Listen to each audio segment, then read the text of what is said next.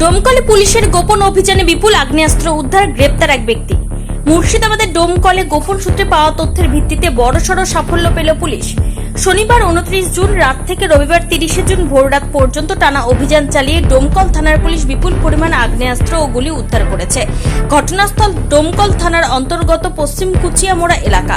এই ঘটনায় গ্রেপ্তার হয়েছে এক ব্যক্তি, ধৃতের নাম আরব আলী ওরফে বদর।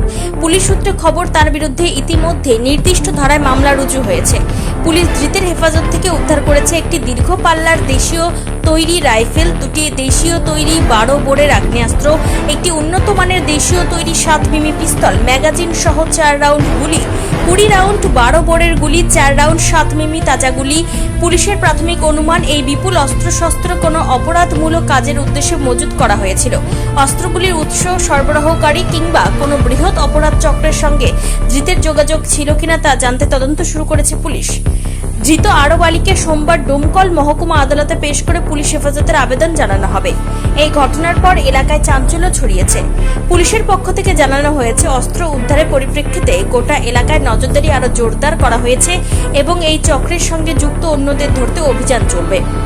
ডোমকল থানার এই তৎপরতা পুলিশের সক্রিয় গোয়েন্দা নজরদারির ফল বলে মনে করছেন জেলা পুলিশ কর্তারা।